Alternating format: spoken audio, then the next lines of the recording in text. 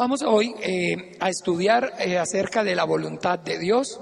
Nosotros como congregación ya tenemos establecido el orden de la enseñanza que impartimos desde este púlpito. Y esto lo hacemos con el fin de guardar el corazón de la vasija de barro, del instrumento que el Señor Espíritu Santo está poniendo en este lugar. El primer y el segundo domingo del mes estudiamos de manera sistemática la Biblia partiendo del Evangelio según San Mateo. Y el tercer domingo estudiamos un aspecto teológico acerca de la voluntad de Dios. El cuarto domingo estudiamos cómo rendir el culto o cómo servir a Dios desde el libro de Génesis. Y hay meses que tienen 5 domingos y ese quinto domingo nosotros lo usamos para estudiar como la vida congregacional como iglesia del Señor Jesucristo aquí en San Pedro de Montes de Oca. Los que nos congregamos aquí, la iglesia del Señor Jesucristo que nos congregamos aquí en San Pedro de Montes de Oca. Bien, hoy es entonces ese tercer domingo del mes, no es el tercer domingo, pero el tercer domingo como tal ya vimos la enseñanza a la iglesia que fue la celebración de Pentecostés y hoy entonces hagamos de cuenta que es el tercero, pero aunque es el cuarto, pero ya entonces nos entendemos, aquí entre nosotros nos entendemos. Y ese cuarto entonces que viene siendo el tercero, vamos a estudiar entonces la voluntad de Dios, vamos a aprender a hacer teología bíblica. Cuando digo acerca de teología bíblica, quiero que entendamos que existe también, a diferencia de la teología bíblica, otro tipo de teología. La palabra teología significa el estudio acerca de Dios. Estudio acerca de Dios. Y entonces la teología, el estudio acerca de Dios, se hace no únicamente con la Biblia para muchas personas o en muchos lugares. En muchas congregaciones, muchas iglesias como tal, toman la Biblia como fuente de revelación para estudiar a Dios, pero no se basan solamente en la Biblia. Como iglesia, usted y yo necesitamos saber que aquí nosotros, en la iglesia del Señor Jesucristo, que se congrega en San Pedro de Montes de Oca, en San José, Costa Rica, tenemos como única fuente de revelación del Dios único y verdadero a los hombres, su palabra, la Biblia. En estos 66 libros está todo el conocimiento que nosotros como iglesia entendemos y aprendemos acerca del Dios que hizo el cielo y de la tierra. Por fuera de este libro, nosotros, o de estos 66 libros reunidos en este libro, nosotros como iglesia, le repito, no aceptamos ninguna otra fuente de revelación. Existen muchos libros, óigame bien, pero que estos libros, los 66 que en esta Biblia son los santos, porque son inspirados por el Espíritu Santo. Y aunque aquellos otros libros que tengan mucha sabiduría y puedan tener demasiada buen contenido, nosotros no los tenemos en cuenta para el conocimiento del Dios único y verdadero. Entonces no los enseñamos, no aprendemos de ellos. Y eso es importante que como iglesia, aquí usted si nos visita por primera vez, entonces entienda. Nosotros hacemos el estudio de Dios a partir solamente de la Biblia.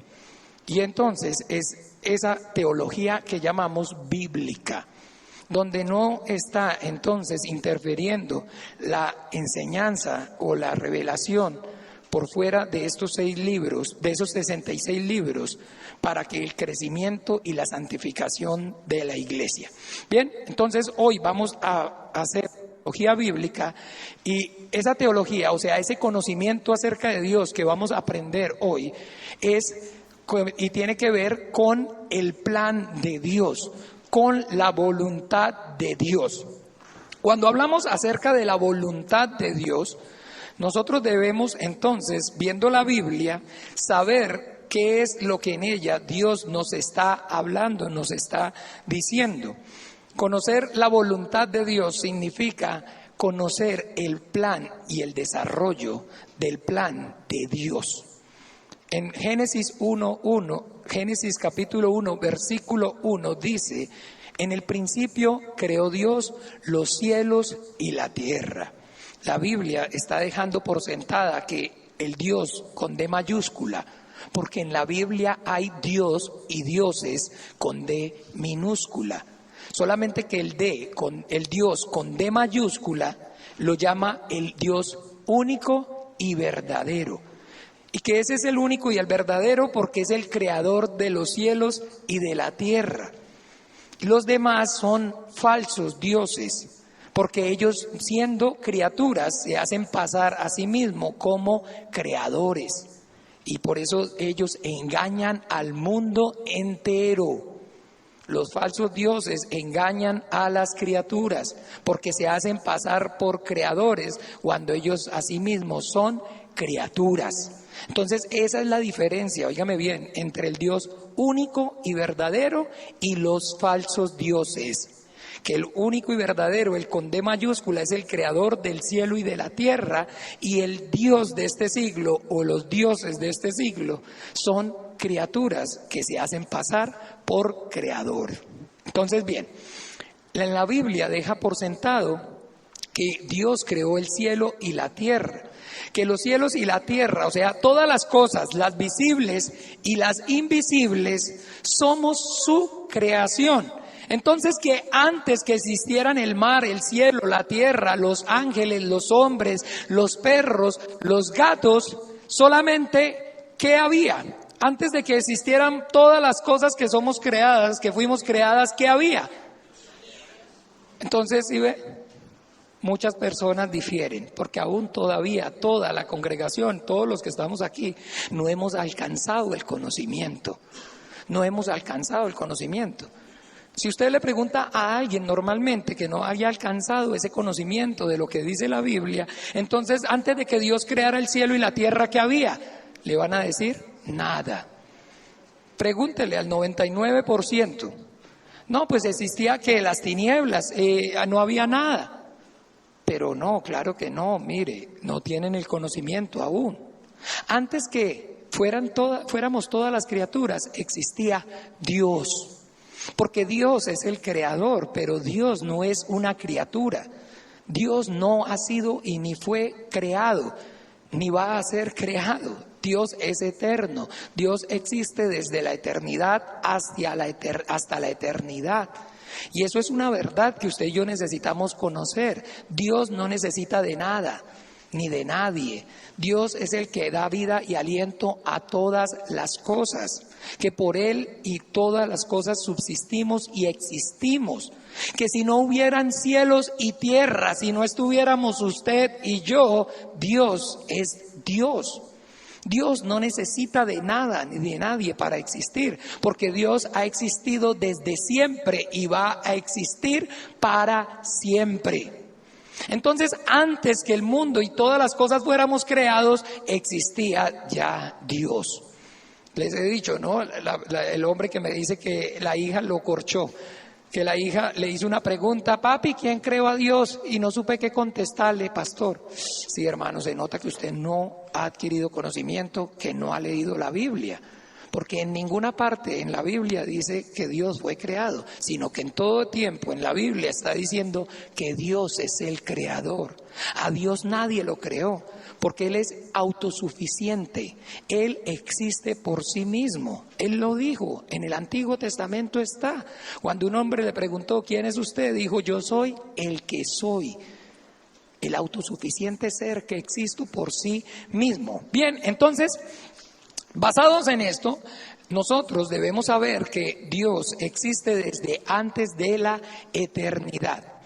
Pero que Dios, cuando hablamos acerca de Dios, debemos saber que no hablamos acerca de algo, porque Dios no es una cosa, Dios no es un algo, Dios no es una energía, Dios no es una vibra, Dios no es un concepto. Cuando hablamos acerca de Dios, usted y yo debemos hablar acerca de alguien, porque Dios es un ser. Y que cuando entonces nosotros nos preguntamos acerca de quién es ese ser, nosotros podemos tomar como referencia al hombre para tener entonces una base que nos ayude a comprender y a entender a ese ser. Porque en la Biblia, en Génesis, dice claramente que dijo Dios: hagamos al hombre a nuestra imagen y conforme a su semejanza. Nosotros podemos entonces saber que Dios, al igual que nosotros, somos un ser, somos seres que tenemos personalidad. Dios también tiene personalidad. Por eso cuando hablamos acerca de Dios, no hablamos acerca de algo, sino de alguien, porque Dios es una persona. Dios tiene personalidad. Y nosotros los seres humanos tenemos personalidad. A diferencia de los animales, de las plantas, nosotros tenemos personalidad. ¿Y qué quiere decir que tenemos personalidad? Bien, que nosotros somos seres que pensamos, que somos seres que razonamos, que somos seres que tomamos decisiones y que somos seres que tenemos emociones. Entonces, que pensamos, que decidimos y sentimos. Eso hace que usted y yo seamos personas, que tengamos personalidad. Dios también tiene personalidad y toda la Biblia manifiesta la personalidad de Dios, su intelecto, su capacidad, su decisión, sus emociones. Que entonces, ahora bien, conociendo eso, entonces Dios, que tiene personalidad y que existe antes de la eternidad, como todo en este mundo y en la vida eterna, está basado en su plan. En su plan, porque antes que todas las cosas se hagan realidad, todas las cosas comienzan por un pensamiento. Usted se ha visto que todo empieza en la vida es por medio de un pensamiento. Uno tiene entonces un pensamiento, dice: ay, yo debería casarme, ay, yo debería estudiar filosofía, yo debería hacer tal cosa, deberíamos ir el año entrante a vacaciones. Siempre uno tiene un pensamiento, ¿verdad? Entonces todo comienza por un pensamiento. Dios antes de la eternidad también tuvo ¿qué? Un pensamiento. Y que entonces ese pensamiento después se convierte en un ¿qué? En un plan. Ya uno no queda solamente con la idea, sino que empieza a pensar cómo desarrollar esa idea. Entonces ya uno pasa del pensamiento a hacer un plan. Y después entonces de que planeó, comienza a ¿qué? La ejecución, a llevarlo a la práctica, a hacerlo realidad. Bien, pues entonces, para que usted y yo entendamos, porque muchas personas hablan acerca de la voluntad de Dios, pero que no tienen como tal un entendimiento. ¿Qué dicen cuando están hablando acerca de la voluntad de Dios? Y que entonces, para que sepamos qué hablamos, es que cuando decimos la voluntad de Dios es el desarrollo del plan de Dios. El desarrollo del plan que el Dios eterno tuvo antes de la fundación del mundo.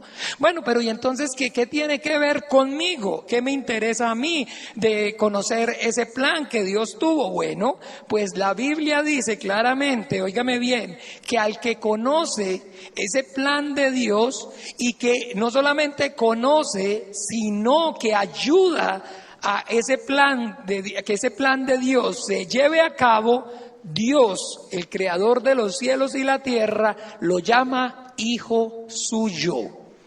Lo llama hijo suyo.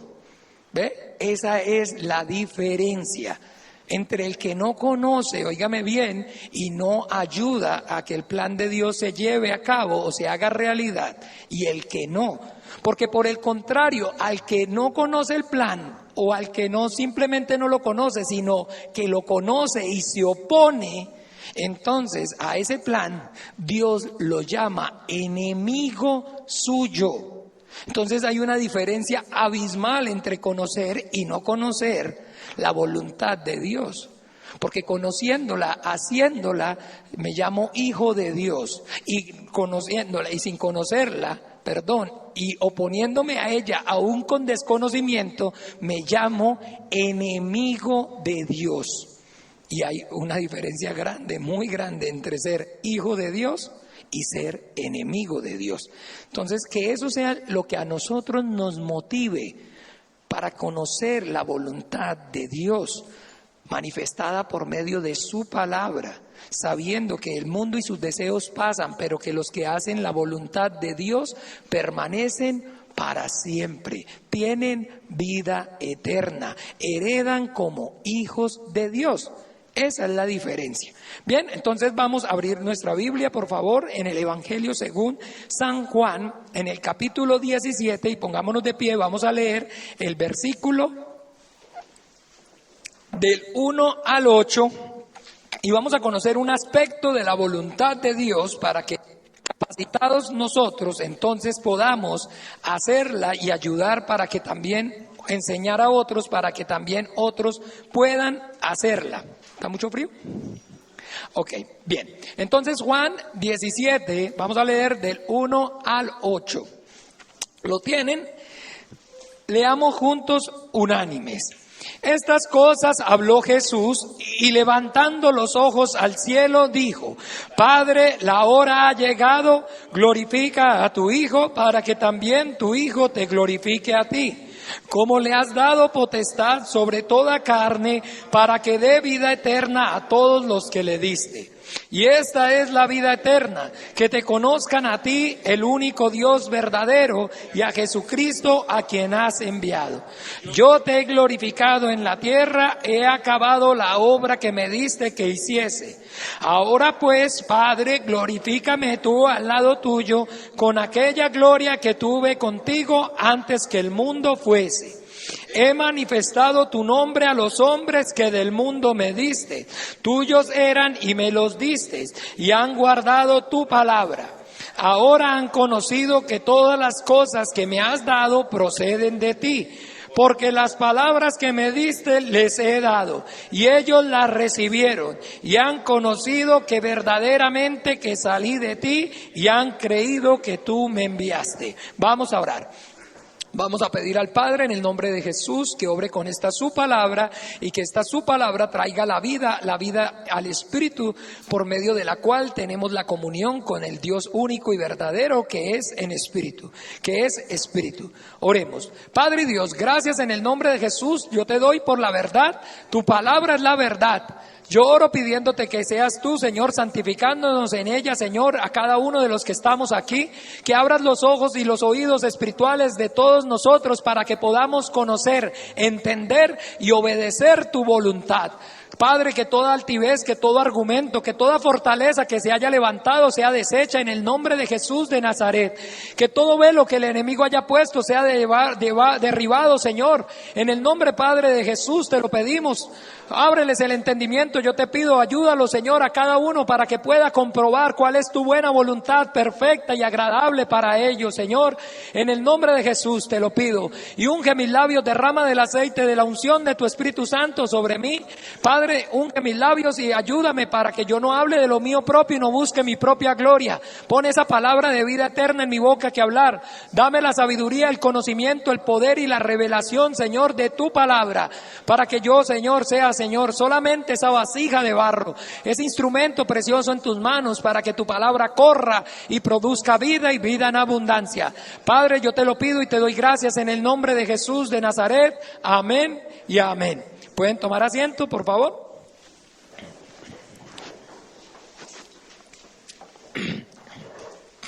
Entonces, vamos a conocer cuál es el plan de Dios. Una parte del plan de Dios desde antes de la fundación del mundo. ¿En qué pensó Dios antes de la creación? Dios pensó antes de la creación que cuando Él nos hiciera, nosotros la creación lo pudiéramos conocer, que nosotros lo pudiéramos conocer. Por eso entonces dice la voluntad de Dios que le conozcamos. Bien, entonces que cuando nosotros hablamos acerca de conocer a alguien, quiero preguntarles a ustedes, ¿cuántos de ustedes conocen a Juan Santamaría? Levanten la mano, ¿cuántos conocen a Juan Santamaría? Solo los otros no son de aquí, de Costa Rica, ¿no? ¿No conocen a Juan Santamaría? ¿No conocen a Juan Santamaría? ¿Ok? ¿No conocen a Juan Santamaría? Entonces, por fin, ¿sí lo conocen o no lo conocen? Para devolverlos a todos para Kinder. Porque yo sé que mi hijo tiene 7 años y ya conoce a Juan Santamaría. Mi hijo conoce, yo le pregunto, si quieren llámenlo y pregúntenle a ver para que me digan mentiroso. Mi hijo sabe quién es Juan Santamaría, mi hijo conoce a Juan Santamaría. Claro que y entonces, ¿cómo así que sabe quién es y conocerlo no es lo mismo? ¿No? Entonces usted y yo no tenemos el concepto claro. Eso es lo que pasa. Eso es lo que pasa, que usted y yo no tenemos el concepto claro. Porque cuando hablamos acerca de conocer a alguien, usted y yo debemos entender que lo que conocemos cuando conocemos a alguien es cuando conocemos su nombre. Y cuando conocemos su nombre, y entonces yo le pregunto a usted, ¿quién es Juan Santamaría? Y usted me dice, un atleta que ganó un circuito. Usted no lo conoce, no sabe quién es. Pero si es un héroe de la independencia, entonces, no, este sí conoce quién es Juan Santamaría. ¿Ve? Porque conocer a alguien realmente, usted y yo debemos saber que es conocer su nombre primeramente, y que cuando conocemos su nombre, pues el nombre está acompañado con la esencia del sujeto que lo posee. Entonces usted y yo no podemos desligar al héroe que selló la independencia de Costa Rica por medio de su acción valerosa, óigame bien, al quemar la casona. Me lo sé yo y todavía no he hecho el examen de nacionalidad. Entonces, imagínense, pues ya estoy casi preparado, bien que sí.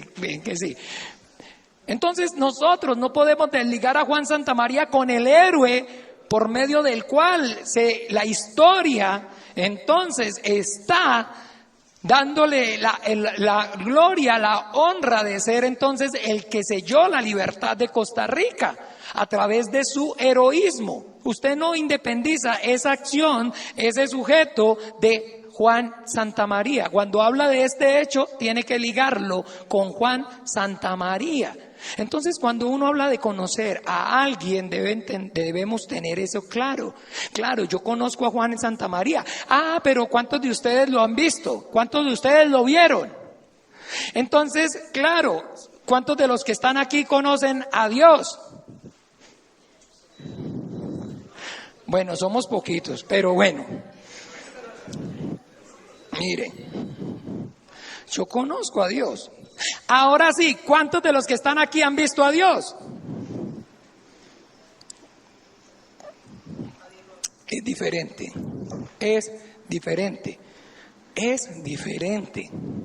Porque la manifestación de alguien no quiere decir poder verlo personalmente. Entonces, a todos esos personajes históricos que conocemos, ya no los conocemos. Resulta que no. Ahora ya, como no los hemos visto, entonces no los conocemos. Figúrese que yo no tengo abuelo. Yo no sé cómo estoy en este mundo, porque como yo no conocí a mi abuelo, solamente conocí el nombre y quién era, pero nada más. Pero yo no lo vi, entonces no sé, yo no sé cómo llegué hasta este día, hasta esta hora, puesto que yo no tengo abuelo. No, es que nosotros no tenemos bien el concepto. Porque cuando hablamos lo mismo acerca de conocer a Dios, usted y yo debemos entender que no puede ser por medio de verlo. Porque la Biblia dice en Juan 4:24, Dios le dice a una mujer en un pozo, Jesucristo le dice a una mujer, Dios es espíritu. Cuando decimos hablamos acerca de que Dios es espíritu, vamos a desarrollarlo allí para que entendamos qué decimos en 1 de Timoteo.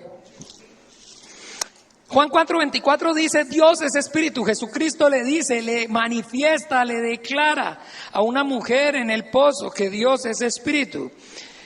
Vamos a ver cómo de otra forma podemos entender y leer que Dios es espíritu. Primera de Timoteo 6:16. Voy a leer, y lo que voy a leer es que Dios es espíritu. Primera de Timoteo 6:16 dice: el único que tiene inmortalidad, que habita en luz inaccesible, a quien ninguno de los hombres ha visto ni puede ver, al cual sea la honra y el imperio sempiterno. Amén. Entonces, ¿sí o no?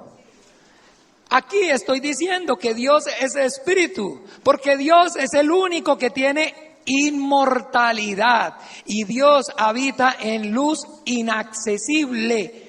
O sea que al que ningún hombre ha visto ni puede ver jamás. Aquí el apóstol Pablo lo está diciendo claramente. Lo está diciendo claramente. Entonces, con esto diríamos que entonces a Dios, ¿quién le ha visto? A Dios nadie le vio jamás. Eso es lo que dice la Biblia. Pero dice que el unigénito Hijo que está en el seno del Padre, Él nos lo ha dado a conocer. El único que ha visto a Dios es el ser igual a Dios que vino de Él, Jesucristo, el Hijo de Dios, la imagen visible de Dios invisible. Entonces, bueno, como no hemos visto a Dios, aquí entonces ninguno conoce a Dios, pero no. Si ustedes le pregunté quién conoce a Dios, mire, pero si me preguntan que si he visto a Dios, no he visto a Dios, pero conozco a Dios, porque conozco su nombre y porque conozco quién es Él, porque esa es la manera en que nosotros, óigame bien, conocemos realmente a alguien, y no quiere decir que conocer a alguien necesariamente sea haberlo visto. En la Biblia está la manifestación de Dios a nosotros, a sus criaturas, pero que esa manifestación, le repito, no es por medio de verlo, sino que es por medio de la fe. Y dice la Biblia en Hebreos 11:1, que es pues la fe, la certeza de lo que se espera y la convicción de lo que no se ve. Entonces, ¿ve? La certeza de lo que se espera y la convicción de lo que no se ve. Y esa es la mentira y el engaño de la religión, que en todo momento, en todo tiempo están tratando de personalizar a Dios y de forzarnos a los hombres para que tengamos una relación con Dios, que es el Espíritu, por medio de nuestras emociones, de nuestra experiencia, de una experiencia mística. Y entonces, óigame bien, no hay nada más grandioso que decir: yo he visto a Dios. Y entonces todo el mundo, y usted ve internet, está plagado de comentarios: el niño que fue al cielo, que vio a Dios y que se le apareció Dios, y todos los hombres están diciendo: a mí se me apareció Dios, y escriben libros que se les apareció Dios, que se les apareció Dios. Entonces, ¿cómo hacemos? ¿Cómo hacemos? Porque no es de esa manera. Entonces, si esa fuera la forma, todos aquí tendríamos que haber visto a Dios, porque si no, entonces Dios hace acepción de personas. Y la Biblia dice, óigame bien, que Dios no hace acepción de personas.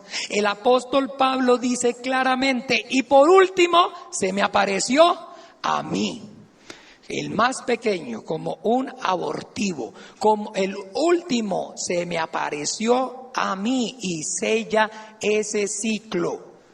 Entonces, después de Pablo, todo el que diga que ha visto a Jesucristo, que ha visto a Dios, está hablando mentiras, está diciendo mentiras, porque ahora la justicia de Dios se revela por medio de la fe en Jesucristo. Y entonces, ¿qué es la fe? La certeza de lo que se espera y la convicción de lo que no se ve. Entonces, todo el que diga que ha visto a Jesucristo, entonces está bateando. Porque imagínense, si no lo ven los que tienen fe, ¿cómo lo va a ver el que no tiene fe? Peor. Entonces, en esto es que nosotros debemos tener claridad. En esto es que usted y yo debemos ver con detalle lo que Dios está hablando acerca de sí mismo en la Biblia. En la Biblia, la manifestación de Dios, la forma en que las criaturas, los hombres, podemos conocer a Dios es a través de su nombre. ¿Por qué? Porque entonces en la Biblia el nombre está sujeto al ser que lo posee. En la Biblia, óigame bien, el nombre sí tiene la trascendencia, la importancia que hoy en nuestras vidas ya no tiene. Nosotros le ponemos a nuestros hijos el nombre conforme a lo que nos gusta, lo que nos parece, ¿sí? Nosotros ponemos, óigame bien, los nombres porque hay un artista de cine o porque hay una estrella de fútbol y entonces al chiquito le ponen, entonces, ¿usted sabe cuántos Leonel hay hoy en día? Porque ¿cuál? Leonel Messi. ¿No se acuerda cuántos Michael hay? Por Michael Jackson. Hay muchos Michael por Michael Jackson. Entonces, ¿cuántos hay por determinados, por Simón Bolívar? Cantidad de gente. Cantidad de gente. Y entonces, ¿cuántos Juanes hay por San Juan el Bautista? Miren. Pregúntenle a mi mamá por qué me puso Juan el Bautista, porque era yo nací el día de Juan el Bautista, por eso le ponían a uno Juan el Bautista. Pero bien, entonces, claro, hoy no tiene relevancia el nombre es como caiga, pero en la Biblia no. Si usted quiere conocer el contexto real de lo que está hablando una porción en la Biblia, por favor, si usted ve un nombre, sea de una ciudad, de una persona, investigue, indague acerca de ese nombre para que vea que el panorama se le abre. Bien, entonces en la Biblia hay dos pactos, el antiguo pacto y el nuevo pacto. El antiguo pacto y el nuevo pacto, y que si el antiguo pacto y el nuevo pacto fueran la misma cosa, entonces no hablaríamos de un antiguo y de un nuevo. Entonces muchas personas están pensando que el antiguo pacto y el nuevo pacto son la misma cosa, pero si fueron la misma cosa, entonces ¿para qué hablar de dos? Si es la misma cosa, hablaríamos solamente ¿de qué? De uno, de un pacto, pero hablamos de dos pactos porque no son la misma cosa. Porque no es la misma la revelación, la manifestación de Dios del Antiguo Testamento a la del Nuevo Testamento. Porque hay algo que usted y yo debemos conocer para entender el plan de Dios. La Biblia habla acerca del cumplimiento del tiempo. Dios creó el tiempo. El tiempo es creación de Dios. Y Dios necesita el tiempo, crea el tiempo para poder en el tiempo desarrollar su obra. La voluntad de Dios se lleva a cabo en el tiempo. Y es algo que nosotros debemos conocer, porque a nosotros nos falta ese entendimiento, porque nosotros tenemos falta ¿de qué? De paciencia, porque nosotros no tenemos tiempo, porque nunca hay tiempo, entonces nosotros no somos pacientes. Entonces usted y yo queremos que Dios obre en nuestras vidas, pero que obre ya, que todo, en un abrir y cerrar de ojos, ya, rápido. No. La obra de Dios se desarrolla y se perfecciona en el tiempo. Porque si no, entonces se ven cuando en Génesis dice que la tierra estaba como desordenada y vacía. Pero que Dios, lo que estaba desordenado y vacío, no lo llenó y lo ordenó así, dijo ya. Sino que vemos cómo Dios dice en la Biblia que duró ¿qué? 7 días. 7 días, y usted ve cómo Dios usa el tiempo, y llamó la tarde y la mañana el primer día, y después llamó la tarde y la mañana el segundo día, y en este hizo una cosa, en esto hizo otra cosa, y en esto hizo otra cosa, y ahí usted y yo vemos cómo progresivamente la obra de Dios se va ¿qué? Perfeccionando. De igual manera es la manifestación de Dios. Los hombres del Antiguo Testamento, los hombres de Génesis, óigame bien, del principio, no van a poder jamás y nunca tuvieron la manifestación de Dios que tuvieron entonces los hombres a partir del Éxodo. Y ya lo vamos a mirar. Y de igual manera no es la misma revelación que tenemos los hombres de Dios a partir de Mateo 1, capítulo 1, versículo 1. Es superior. Y ya hoy tenemos la perfección de la manifestación de Dios. Ya, así como dice el Señor, que entonces es como la luz de la aurora. ¿Ustedes han visto cómo comienza a amanecer? De a poquito, y a poquito, y ahí va saliendo el sol, y va saliendo el sol, y va saliendo el sol, hasta cuando ya el sol está, ¿qué? Perfecto en su cenit. Hoy ya tenemos la perfección de la manifestación de Dios. Hoy nosotros podemos realmente conocer a Dios, conocer completamente.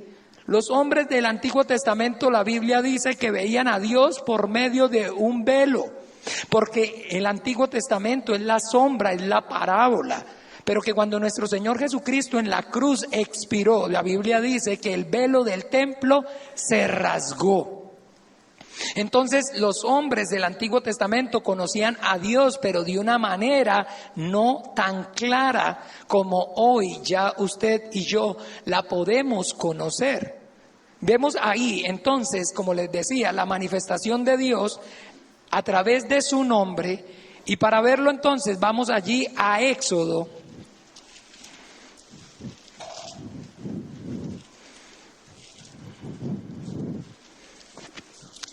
Éxodo,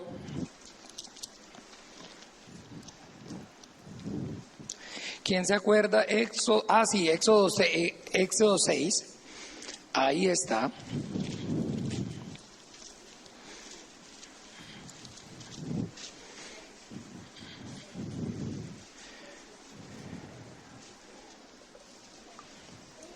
Vamos a Éxodo 6 y voy a leer del 1 al 3. Al 4. Voy a leer del 1 al 4. Dice: y Jehová respondió a Moisés: ahora verás lo que yo haré a Faraón, porque con mano fuerte los dejará ir y con mano fuerte los echará de su tierra. Habló también Dios a Moisés y le dijo: yo soy Jehová, y aparecí a Abraham, a Isaac y a Jacob como Dios omnipotente, mas en mi nombre Jehová no me di a conocer a ellos. También establecí mi pacto con ellos de darles la tierra de Canaán, la tierra en que fueron forasteros y en la cual habitaron. Entonces aquí vemos a Dios hablándole a Moisés y les está diciendo que él es ¿quién?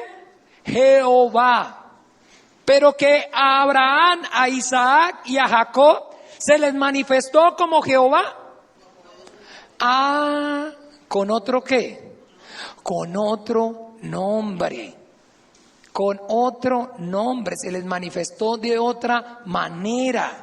Se les manifestó de otra manera. Se les manifestó como Dios omnipotente, no como Jehová. Porque a Moisés sí se le manifestó como Jehová. Vamos a mirar ahí mismo en Éxodo, pero en el 3, no sé cuántos de ustedes conozcan la historia, pero aquí el minuto al aire es muy costoso y no tenemos tiempo para verla y narrarla toda. Pero aquí en Éxodo 3 vemos que hay un hombre que se llama Moisés, al cual se le manifiesta Dios por medio de un ángel en la zarza y le habla y le dice allí en el 8, y dijo: yo soy el Dios de tu padre, Dios de Abraham, Dios de Isaac y Dios de Jacob. Entonces le está diciendo que él es el Dios ¿qué? Omnipotente. ¿Se acuerda que así se le manifestó a Abraham, a Isaac y a Jacob? Pero que entonces aquí le manifiesta que él es el Dios que le hizo la promesa a un hombre. Eso es lo que está diciendo cuando dice que es el Dios de Abraham, el Dios de Isaac y el Dios de Jacob. El Dios que cumple lo que promete.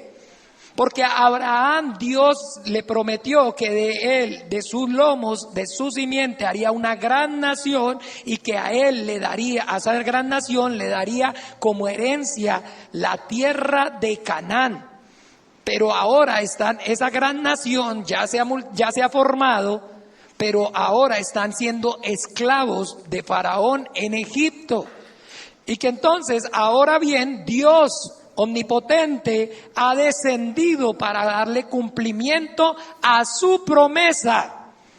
Y que ahora entonces le dice a Moisés que ha descendido para librar a los hijos de Israel de manos de Faraón y llevarlo a esa tierra de Canaán, que es la tierra prometida en la que fluye leche y miel. Y comisiona a Moisés para que vaya delante de Faraón y sirva de mediador entre él y Faraón y entre él y el pueblo. Y que entonces, ahora sí, Moisés va a ir, pero Moisés conoce, óigame bien, de que hasta ese momento hay una tradición oral. Como tal, hasta ese momento nadie ha escrito nada acerca de Abraham, de Moisés. Todos han oído acerca de ellos, pero solamente entonces existe como algo que se llama la tradición oral o una leyenda. Pero que hay cosas en las leyendas que son verdad y otras cosas en las leyendas que no son tan verdades. Entonces, que con respecto a las leyendas, a la manifestación oral, nosotros debemos saber que no es, óigame bien, 100% segura, y por eso Dios no la usa. Moisés conoce y sabe, tiene entendimiento acerca de ese Dios que le prometió a Abraham, a un hombre, hacer de él una gran nación y darle como herencia la tierra. Pero entonces hay muchas dudas con respecto a eso. No se sabe si es verdad, no se sabe si es mentiras. Pero ahora Moisés está recibiendo ¿qué? La manifestación de Dios. Se le está manifestando y le estoy diciendo, de eso que hablan, de esa leyenda que tienen entre ustedes, yo vengo a confirmarle que es una realidad, que yo soy ese Dios que hizo la promesa, que yo soy el Dios omnipotente. Bien, entonces que ahora vemos aquí a Moisés, mire conmigo en el 13, en el 3:13 de Éxodo, y dice, dijo Moisés a Dios, he aquí que yo llego a los hijos de Israel y les digo, el Dios de vuestros padres me ha enviado a vosotros. Si ellos me preguntaren cuál es su nombre, ¿qué les responderé?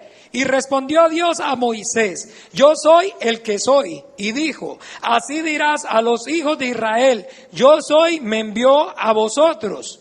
Además dijo Dios a Moisés, así dirás a los hijos de Israel, Jehová, el Dios de vuestros padres, el Dios de Abraham, el Dios de Isaac y el Dios de Jacob, me ha enviado a vosotros. Este es mi nombre para siempre, con él se me recordará todos los siglos.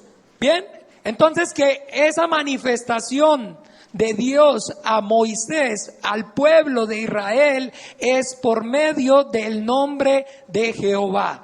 ¿Y qué significa Jehová? Dios, yo soy el que soy, Dios autosuficiente. Cuando usted y yo escuchamos entonces acerca de Jehová, debemos entender que es el Dios autosuficiente, pero que Él no solamente manifestó ese nombre, sino que le dijo a Moisés, además del nombre, quién era Él. ¿Quién es el sujeto, óigame bien, que posee ese nombre? Entonces sabemos que hay un Juan Santamaría, pero ¿quién es Juan Santamaría? Entonces conocemos su origen, dónde nació, quiénes fueron sus padres y cómo vivió, qué hizo y cómo murió. ¿Ve? Conocemos entonces no solamente el nombre del personaje, sino que entonces conocemos el nombre y la vida en sí de ese personaje, de ese sujeto que posee el nombre. Dios le dio a Moisés el nombre de Jehová, al pueblo de Israel el nombre de Jehová, y también quién es Él. Miremos ahí mismo en Éxodo 34. Porque estamos conociendo la voluntad de Dios, que le conozcamos, que los hombres lo conozcamos por medio de saber su nombre, porque su nombre es inherente a quién es Él. Éxodo 34, vamos a mirar a partir, léalo todo en su casa, pero en este momento vamos para el estudio a mirarlo solamente en el 6 y el 7. Entonces, y pasando Jehová por delante de él, proclamó: Jehová, Jehová. Entonces dijo que el nombre que le había manifestado. Y ahora vamos a ver quién es ese Jehová. ¿Quién es el sujeto que posee ese nombre?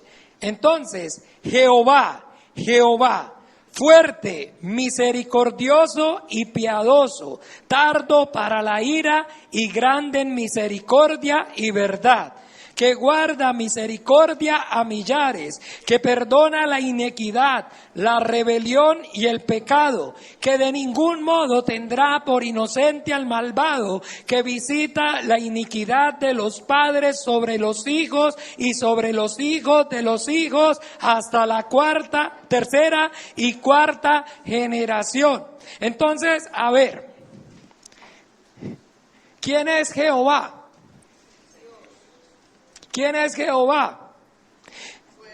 Fuerte, el misericordioso y piadoso, el tardo para la ira y grande en misericordia y verdad, que guarda misericordia a millares, que perdona la iniquidad, la rebelión y el pecado, que de ningún modo tendrá por inocente al malvado, que visita la iniquidad de los padres sobre los hijos y sobre los hijos de los hijos hasta la tercera y cuarta generación. Si yo le digo todo esto, entonces, ¿de quién estoy hablando? De Jehová. Ahora sí, entonces, ¿está claro? Ya tenemos entonces esta parte clara. Cómo el nombre entonces es inherente al sujeto que lo posee. Y usted y yo no podemos entonces separar el nombre del sujeto que lo posee. Esta es la manifestación. Los hombres del Antiguo Testamento hicieron un pacto con ese conocimiento. El pueblo de Israel, óigame bien, el pueblo de Israel hizo un pacto con Jehová. Y en ese pacto Él es el rey y ellos son su pueblo, sus siervos. La gente dice: ay, porque Israel es el pueblo de Dios, y se sienten como con envidia. Y la gente tiene como envidia de Israel porque Israel es el pueblo de Dios. Pero esto es debido al desconocimiento. Cuando nosotros decimos que Israel es el pueblo de Dios, ¿sabe qué estamos diciendo? Que Israel son los súbditos, que Israel son los siervos. Usted y yo no conocemos, entonces nunca han visto las películas que hay un rey y que los súbditos, tiene sus súbditos, sus siervos. Ese es el pacto que hizo una nación, un pueblo, con el nombre de Jehová. Con el nombre de Jehová. Yo soy su rey, yo soy su Señor, y ustedes son mis siervos, ustedes son mi pueblo. Bien, y esa es la manifestación que los hombres tienen, y así los hombres del Antiguo Testamento conocieron a Dios omnipotente y conocieron a Dios soy el que soy. En ese nombre, en el nombre de Jehová. Pero hoy, le repito, entonces estamos en un nuevo pacto. Y ese nuevo pacto ya no es, óigame bien, ya no es con una nación en especial. No es con una nación, específica, sino que ahora ese nuevo pacto es con el mundo, Y cuando está hablando acerca del mundo, usted y yo cuando leemos en Juan 3:16 dice: porque de tal manera amó Dios que al mundo. Está hablando acerca de toda la humanidad. Entonces podemos ver la perfección de la manifestación de Dios. Miren cómo obra Dios a unos pocos, a Abraham, a Moisés y a Jacob. A Abraham, a Isaac y a Jacob como el Dios omnipotente, a un grupito. Ya después no es a un grupito, ahora es toda ¿qué? Una nación, todo un pueblo, Jehová. Y ahora a todo el mundo con el nombre de Jesús. Y que entonces ya vimos qué significa el Dios omnipotente, ya vimos qué significa Jehová. Ahora vamos a conocer qué significa Jesús. Allá en Mateo, por favor, vamos a Mateo.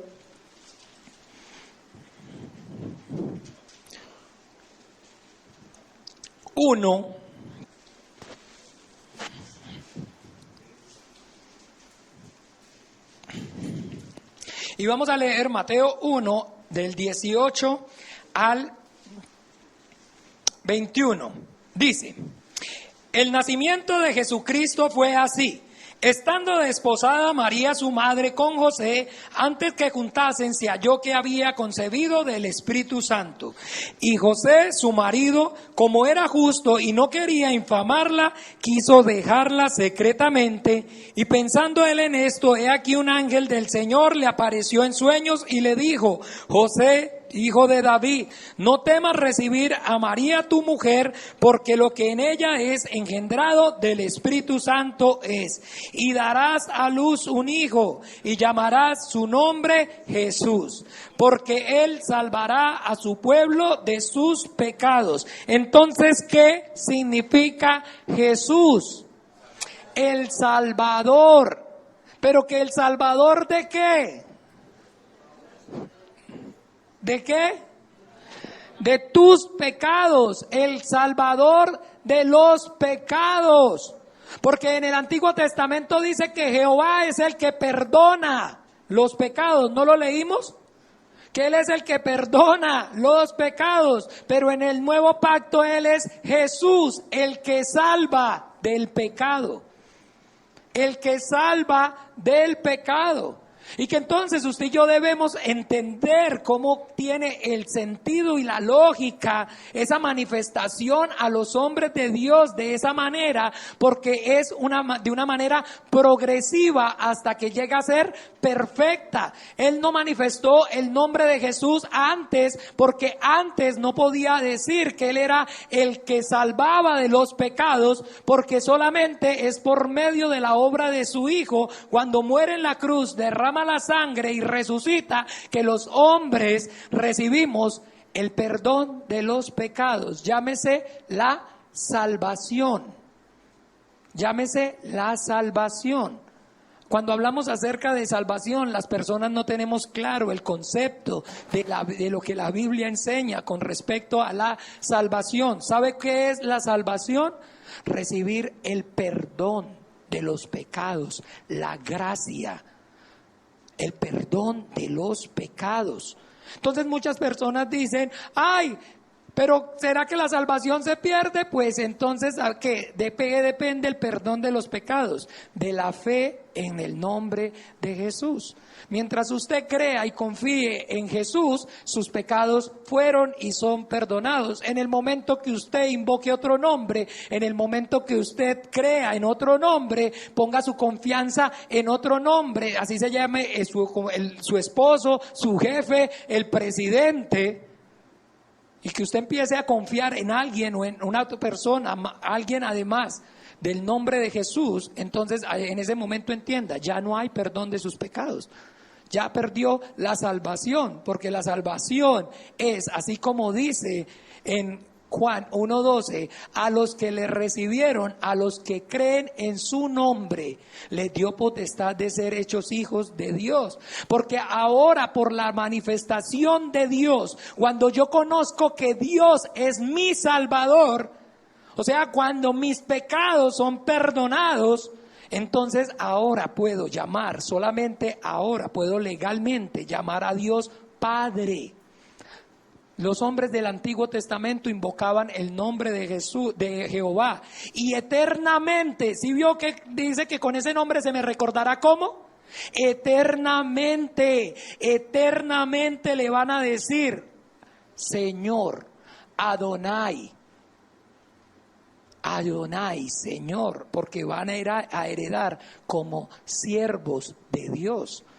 Pero que entonces ahora Jesús dice: he acabado la obra que me diste que hiciese. He manifestado tu nombre, Padre, he manifestado tu nombre a los hombres, porque ahora ya Jesús no nos manifiesta a Dios, yo soy el que soy, sino que nos da la revelación de Dios, que en un momento en su voluntad Dios había establecido que los hombres íbamos a llegar a ser hechos hijos suyos en un momento de la historia, del desarrollo de su plan. El hombre, la criatura, el polvo, iba a poder, por medio de la obra de su Hijo, por medio del sacrificio de la sangre que Él derramó, llamar al Dios Todopoderoso Padre nuestro. Y que entonces eso es lo que usted y yo debemos conocer de la voluntad de Dios. Conocer a Dios, que conozcamos a Dios. Pero la conocer a Dios es cuando Dios me manifiesta su nombre. Porque su nombre es quién es Él. Cuando usted y yo experimentamos la salvación de Dios, que significa cuando usted y yo experimentamos el perdón de los pecados. ¿Sabe qué significa experimentar el perdón de los pecados?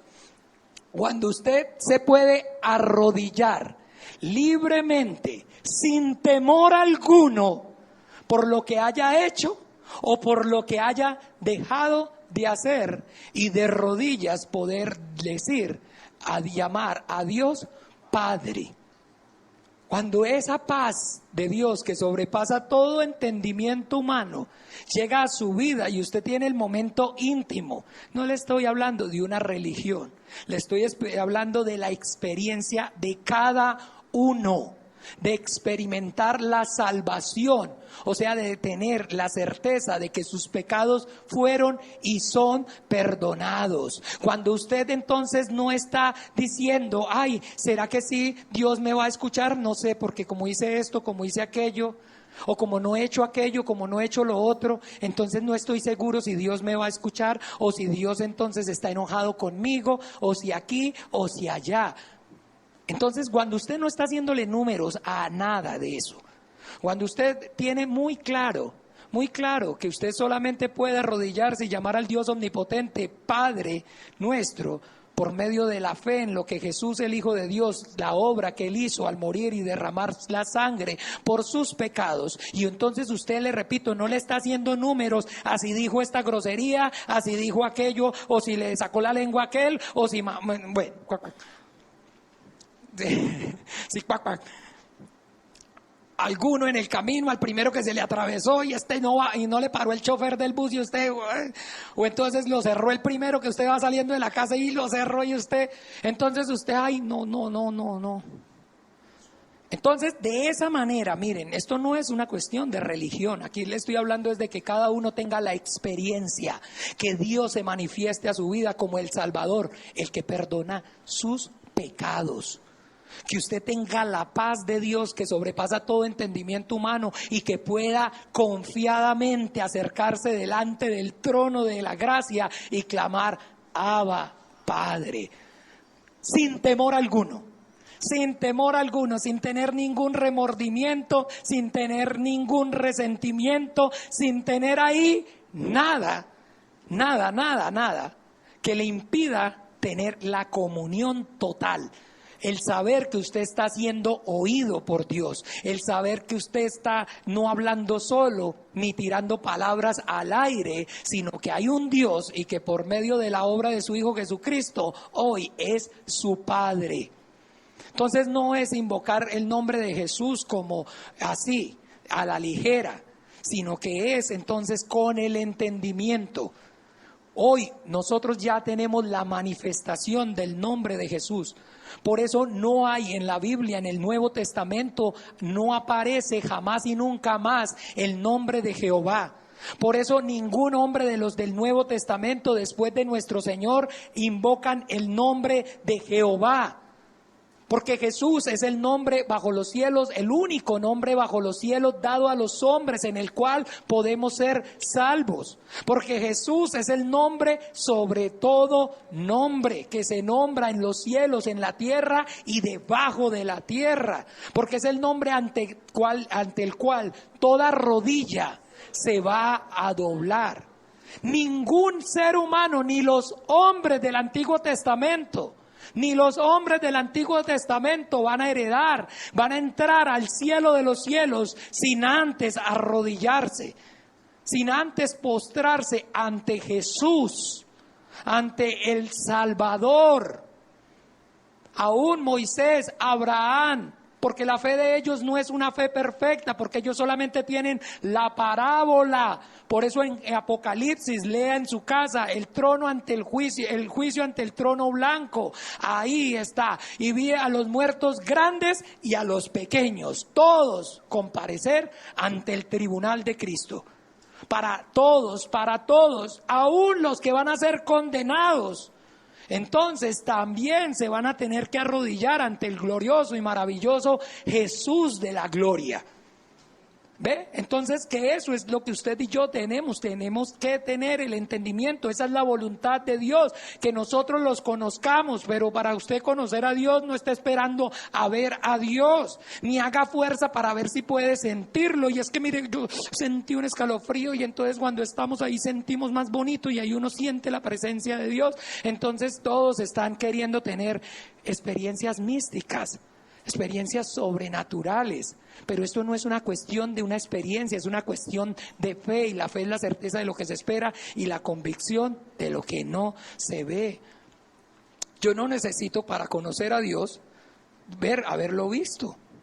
Yo necesito conocer su nombre y saber qué significa, qué es su nombre, y experimentarlo en mi vida.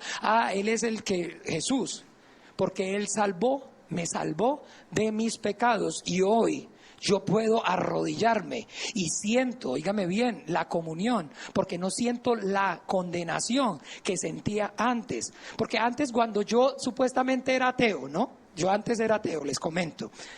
Yo antes era ateo, pero cuando la veía negra, pero negra, oscura, ya en lo más profundo, donde nadie me veía, donde nadie me oyera, entonces yo le pedía a Dios. ¿Ve? Pero yo era ateo. Entonces cuando la veía ya, pero así negra, que mejor dicho así, entonces decía, y le prometo que ahora sí voy a creer en usted, y le prometo que no voy a decir más mentiras, y le prometo que no voy a robar más, y le prometo que no voy a esto, le prometo. Pero era ateo, ¿no? Era ateo. Así son todos los ateos, para que usted sepa. Así son todos los ateos. Allá en lo más profundo, allá donde que esto no sepa, que no se sepa. Entonces está todo el tiempo tratando de tener la comunión. Entonces yo trataba de tener la comunión. Y le prometo que no voy a decir más mentiras, y le prometo, y entonces ahora yo ya no le prometo que no voy a decir mentiras. Ahora le doy gracias por perdonar mi mentira. ¿Sí ve que es diferente tener la comunión a tener la relación?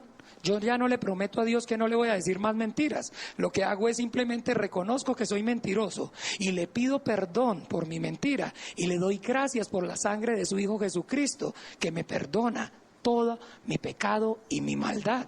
Entonces esa es la diferencia, mis hermanos. Los invito en el nombre de Jesús para que conozcamos a Dios. Si hoy alguien quiere conocer a Dios, tiene que saber que su nombre es Jesús, porque esa es la manifestación del Dios único y verdadero para este tiempo, para ahora, para este nuevo pacto en su sangre. Y a los que le recibieron, a los que creen en el nombre de Jesús, entonces tienen el derecho legalmente de llamar a Dios Padre. Porque todo, óigame bien, la vida del Nuevo Testamento, del Nuevo Pacto, se hace en el nombre de Jesús. Nos bautizamos en el nombre del Padre, del Hijo y del Espíritu Santo. Porque el Señor nuestro Dios, el Señor, uno es, y uno es su nombre. Vaya, mire todos los discípulos cómo se bautizaron, cómo bautizaron. A nadie bautizaron en el nombre del Padre, del Hijo y del Espíritu Santo, porque ellos conocían que el nombre en singular del Padre y del Hijo y del Espíritu Santo es Jesús, el Dios de su salvación. ¿Ve? Y todos entonces se bautizan en el nombre de Jesús en el Nuevo Testamento. Se congregan en el nombre de Jesús. Donde 2 o 3 estén congregados en mi nombre, ahí estaré ahí. Todo lo que pidan al Padre en mi nombre os lo dará. Entonces, y oramos en el nombre de Jesús, nos congregamos en el nombre de Jesús. Ay, no, pero nosotros le decimos Jehová. Allá cada quien. Usted y yo debemos entender lo que Dios está diciendo. Y no es como a usted o como a los hombres nos parezca, sino como Dios omnipotente está manifestándose. Y ahora, por eso ya usted y yo tenemos un pacto hecho en mejores promesas, dice en Hebreos. Porque ahora la promesa es que los que invocaran el nombre de Jehová, para los hombres del Antiguo Testamento, van a llamar a Dios Señor. Él va a ser su Dios, su Rey. Pero que este Nuevo Testamento es sobre mejores promesas, porque los que invoquemos el nombre de Jesús, vamos a llamar a Dios Padre, Padre nuestro. Y es muy diferente ser el mejor empleado de la fábrica a ser el hijo del dueño. ¿Ve? Porque no va a tener herencia igual el empleado que el hijo del dueño. Porque el hijo del dueño es dueño de todo, como lo es el padre. En cambio, el empleado, por bueno que sea, es empleado y nada más. Entonces los invito en el nombre de Jesús que cada uno de nosotros experimentemos, conozcamos a Dios por la fe en Jesús, en el entender que por ese nombre nuestros pecados fueron y son perdonados, que siempre que usted y yo nos arrepintamos y pidamos el perdón en el nombre de Jesús, que todo lo que le pidamos al Padre en el nombre de Jesús, Él nos lo va a dar, porque ese es su nombre, el Salvador. Y Él nos salva de nuestro pecado, nos salva de todas las circunstancias y de las cosas que usted y yo tenemos necesidad de un Salvador. Él es nuestro Salvador. Vamos a orar. Padre Dios, en el nombre de Jesús, yo te doy gracias por la verdad. Tu palabra es la verdad. Y yo te pido que seas tú, Señor, manifestando, Señor, tu nombre a cada uno, Señor, de los que están aquí.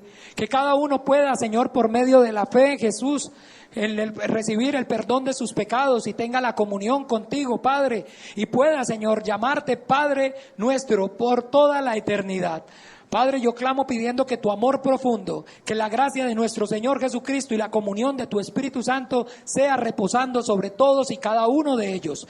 En el nombre de Jesús yo los bendigo y te pido, Padre Santo, guárdalos en el poder de tu nombre para que ninguno de estos se pierdan. Yo invoco el nombre de Jesús sobre cada uno de ellos, Señor, desde el más pequeño hasta el más grande. Te lo pido y te doy gracias en el nombre de Jesús. Amén y amén. El Señor Jesús les bendiga.